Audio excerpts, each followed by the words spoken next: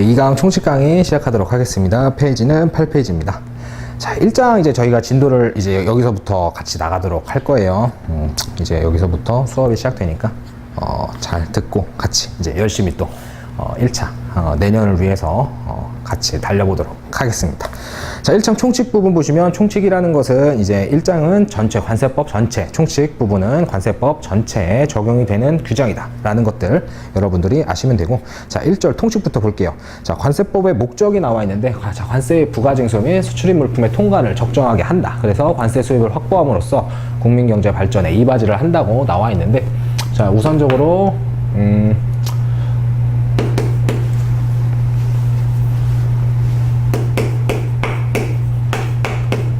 관세 부가징수,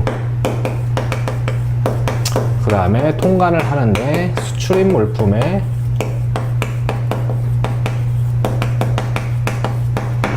통관을 한다라는 거. 자, 근데 관세의 부가징수라는 거, 우리가 먼저 이 부분에 대해서 같이 확인을 해보도록 하겠습니다. 우리가 이제 배우는 관세는 여러분들이 뭐 다 알고 계실 거예요. 수입 물품에 부과하는 거. 외국에서 물품이 들어오면 그 수입 물품에 대해서 세금을 부과하게 돼 있는데, 그러한 세금의 이름을 관세라고 하죠. 즉, 우리가 처음에 여기서 알 수 있는 게, 관세는 수입 물품,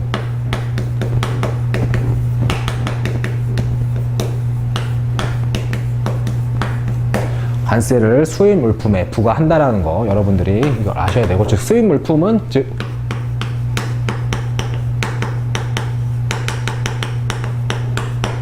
관세법상에서는 이제 내국 물품과 외국 물품, 내국 물품은 이제 우리나라의 물품이라고 보시면 되고, 외국 물품은 이제 외국에서 들어오는 물품이라고 보시면 됩니다.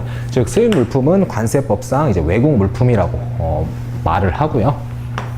관세는 수입 물품에 부과를 한다라고 해서, 자, 그러면은 이제 부과의 절차, 관세를 어떻게 부가 징수를 하느냐인데, 우선 관세를 부과하기 위해서는 관세법상에 규정된 4대 과세 요건이라는 게 해당이 되어야, 즉 납세 의무가 성립이 되어야 관세를 부가 징수를 할 수가 있습니다. 납세 의무가 성립하기 위해서는 4대 요건이라고 해서 관세법에 규정된 4대 요건을 충족을 해야 되는데, 자, 처음에는 뭐냐? 우선 순서대로 그냥 일단 그냥 쓸게요. 여러분들이 가볍게 우선은 들으시면 됩니다.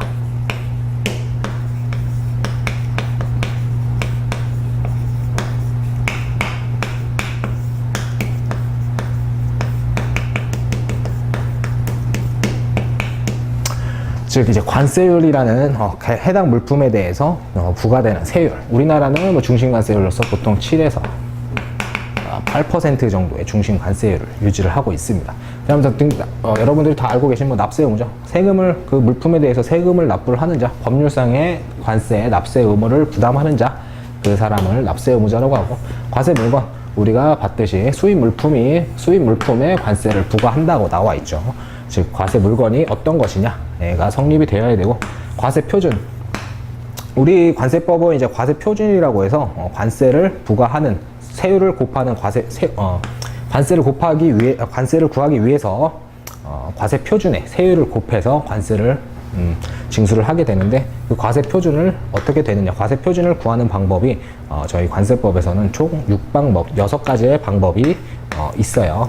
이거는 저희가 또 같이 배우도록 할 거고, 과세 표준은 이제 수입 물품의 가격이나 또는 수량으로 하게 되는데, 보통 제일 많이 99% 가격으로, 해당 물품의 가격을 과세 표준으로 하고 있습니다. 즉 이렇게 납세 의무가 성립을 하면, 수입 물품이 들어와서 이러한 납세 의무 4가지가 성립을 하면은, 그 다음에 납세 의무가, 관세를 내야 하는 납세 의무가 확정이 되는 거예요. 근데 저희 관세법에서는, 우리 관세법에서는 원칙적으로 이러한 내용들을 납세 의무자가 스스로 신고 납부해서 관세를 납부하도록 하는 신고 납부 제도를 원칙적으로 규정을 하고 있습니다. 우리가 스스로 이러한 내용들을 가장 잘 알고 있으니까 이러한 내용들을 너희가 신고를 해라. 대신 신고를 제대로 하지 못한다면 그만큼 어느 정도의 페널티가 있겠죠.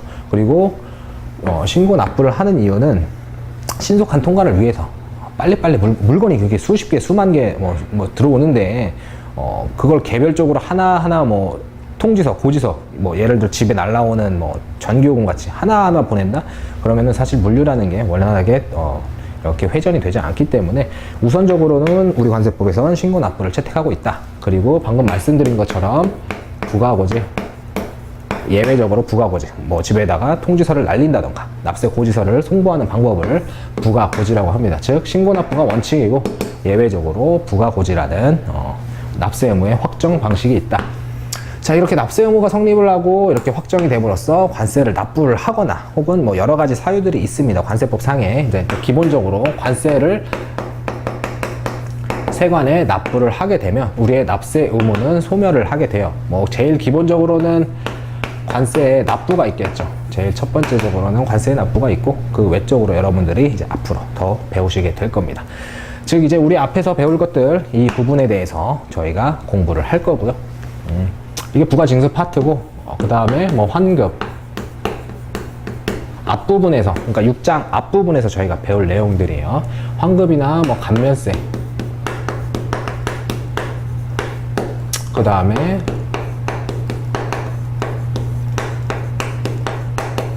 분할납부라고 해서 우선적으로 환급, 세관에다가 낸 금액들을 뭐 일정 사유에 해당하는 게 환급이 발생할 수도 있겠죠. 그 다음에 환급이 그런 내용을 환급 부분에서 배우고, 감면세, 일정 관세를 일정 사유에 해당하는 경우 좀 깎아주는 그러한 경우도 있습니다.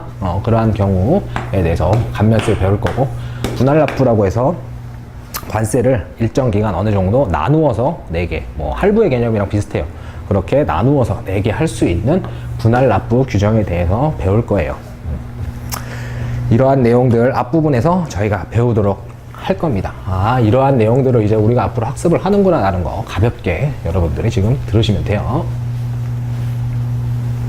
자, 그 다음에 이제 뒷부분 6장 이후로 저희가 이제 통관이란 파트 부분에서 공부를 하게 될 텐데, 수출입 물품에 대해서 수출, 수입, 반송이라는 그러한 일련의 과정 혹은 신속 통관이라든지 관세법에 규정된 여러 가지 정책들이 있잖아요. 그런 것들을 저희가 앞으로 배우도록 할 거예요. 통관 부분에서 이러한 내용들을 배우도록 한다라는 거 뒷부분에서. 자, 그러면은 저희가 이제 9페이지부터 이제 정의 법 2조라고 해서 그 부분부터 저희가 수업을 진행을 하도록 하겠습니다. 자, 그럼 수출입 물품이라고 했는데, 수출입 물품에 대해서 수입과 수출의 개념을 알아야 우리가 수출입 물품이 뭔지를 알 수가 있겠죠. 자, 제일 중요한 건 수입이라고 하는 것은, 자, 일정한 여기에 뭐 이제 우리나라의 이제 국경선이다. 이제 배 어느 정도 선, 이제 배가 이제 접안한 곳이에요. 접안을 했어. 이제 인천 부두에. 그래가지고 인천 항구에 부두를 한 경우 이러한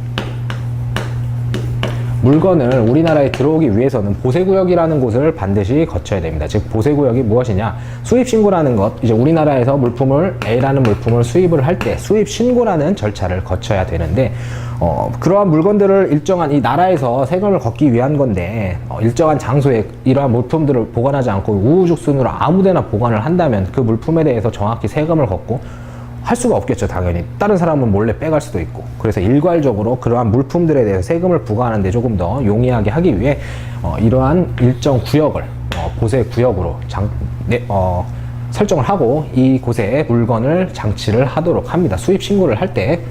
자, 그 다음에 이 A라는 물품을 우리나라에 들어오고 싶다, 수입을 하고 싶다. 그러면은 보세구역에 장치한 상태에서 수입 신고라는 게 이루어지고, 수입 신고를 하게 되면 세관에서 이러한 수입 신고의 뭐 신고 사항들을 확인을 하겠죠. 그런 다음에 수리라는 게 떨어지게 돼요. 수입 신고, 오케이 하겠다. 그러면은 이 물품을 우리나라에 들어올 수가 있는데, 이때 우리 이 A의 물품은 수리라는 과정을 거침으로써 내국 물품화가 되는 거예요.